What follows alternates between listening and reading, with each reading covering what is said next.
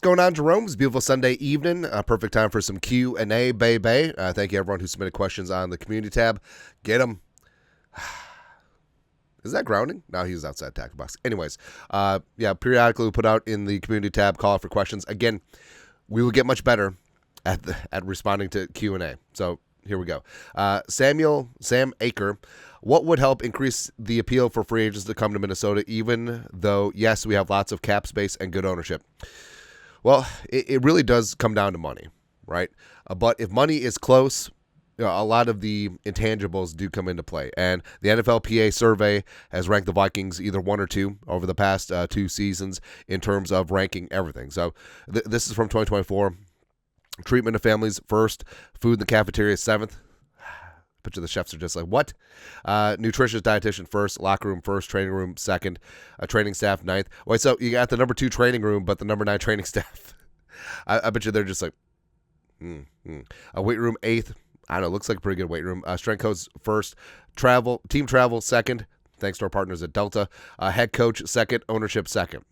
So the Vikings are pretty good in all regards. But Minnesota, I think it does come down to money and winning. And for some players, it's just about the money. And the Vikings have the cap space to make things happen. I think Kwesi will have a mix of value free agents, like he did last offseason, AVG, Grenard, Cashman, Shaq, Gilly, all at Sam Darnold, Aaron Jones at all very reasonable rates. But also, I think that the Vikings could definitely go big game hunting this time around. But also, I mean, there are natural drawbacks with Minnesota. The weather is not great, although players tend not to live year-round unless they do have kids. But then, the school systems in certain areas of the suburbs are fantastic here. Also, there is high taxes in Minnesota, but that's argument for another day. But it is a reality and is a drawback in some players' minds. But also, winning is what it comes down to. And you have Kevin O'Connell, who, despite the lack of playoff success, whatever, he's a player's coach. I think that everyone in that locker room wants to run through a wall for Kevin O'Connell. You got Justin friggin' Jefferson, who's an alpha. You have J.J. McCarthy, who's going to rise up and be one of the best young quarterbacks in the game. What more do you want? All right, the Vikings are going to be very competitive and have a very large Super Bowl window for the next 5 to 10 years. Which is going to be great. Number 2, Kong Cheng Vang. What do you think about trading Hockinson and taking a shot at drafting a replacement tight end? This is not a tier 1 tight end class. Also, I'm not ready to give up on Hockinson, right? Because, his numbers are down because, he's coming back from that ACL, and they did start him off basically on training wheels to start things off. But Hockinson can still get things done, man. And frankly, if Darnold had any accuracy week 18 against the Lions, I mean, Hockinson is the player of the match. Hockinson and Addison would have racked up probably 2 touchdowns apiece, and Hockinson would have had 9 catches for $150, somewhere in there. Also, his contract, it doesn't make it too appealing to move him because the Vikings would have to take him some dead cap. And I don't know, like I do think that Hockinson, when healthy, is a top 3 tight end, and he's not 3. So definitely not ready to give up on that because just like Jefferson, Addison off his suspension, and Hockinson. That's the MF and Trident for J.J. McCarthy. It's going to be good. Next, speaking of J.J. McCarthy, more fatties. By Brighton Jorgensen. How much hate will the media give JJ next season if the Vikings don't get 14 wins? Realistically, that's a hard total to hit anyway, let alone for someone who's playing their first year in the NFL. I actually think that the media's hatred for the Vikings and lowered expectations works in their advantage because no one expected the Vikings to win 14 games this year, over under 6.5 and blah, blah, blah. And it's not going to be McCarthy's not going to have his feet held to the fire if the Vikings go 13-4.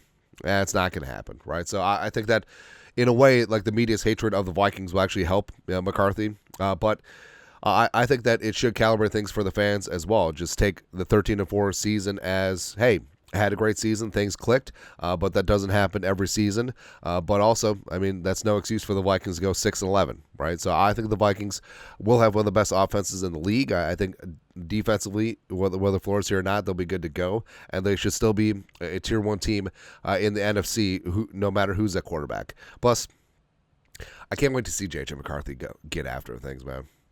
Pretty damn fired up to see how he and Kevin O'Connell, because O'Connell's young. J.J. McCarthy turns 20. J.J. McCarthy's birthday's tomorrow, pretty sure. Happy 22nd birthday. He's got a long career ahead of him. And the fact that he and Kevin O'Connell could be together 10, 12, 15 years, glory, glory, Minnesota Vikings. R-Free, think about the teams in the playoffs. Is this proof of the need for a balanced running game? Maybe stating the obvious, but we've been somewhat one-dimensional for the past few seasons. Yes. Because the Chiefs are able to run the ball when they need it. You look at the Ravens and the Bills who are playing right now. Both of them can run the ball. You look at the Eagles and Saquon, obviously Washington. It's a mix of Robinson, Eckler, McNichols, as well as Jaden Daniels. Like, they can run the ball when needed, and you have to do that. You have to be able to impose your will in the trenches, and that it's not just running back, it's definitely offensive line. And it is coming down to offensive line coach, run game coordinator as well. So things have to be able to move on the ground just to take pressure off of your quarterback. Plus, sometimes you're going to be playing in elements, and it behooves you to be able to run the ball. Plus, 4-minute offense. Like, if you want to salt away a game, you got to be able to move things, ideally between the tackles. And just think of what this team would be like if they did have a Jahmyr Gibbs type player. And I think that the Vikings, they're going to go all in on fixing the interior offensive line, part and parcel. That's going to fix the run game. Maybe they don't get a true talisman at running back. Maybe they don't get an Ashton Genty. But maybe they do bring back Aaron Jones at a reduced rate and a reduced role. They bring back Cam Akers. Maybe they sign. Maybe they draft like Amarian Hampton out of North Carolina. Come on, raise up. Would absolutely love that. Caleb Johnson from Iowa, day 3. Be great as well. It's one of the deeper running back classes in recent memory. So I think the Vikings certainly could get after things. But just watch the Vikings just sign Najee Harris and then go from there. Wouldn't be opposed to that either. Lastly, Shikataru. Should we draft a safety to replace the legendary Harrison, the Hitman Smith, if he retires? Thank you for your videos, Andy Skull. Hey, thank you. The Vikings being a little bit bereft of draft capital, maybe day 3 or scouring the UDFA market. But if Harrison retires, pending what happens with Cam Beasley, they 100% believe in Theo Jackson. And I think Theo Jackson's going to be a starter next year, win, lose, or draw.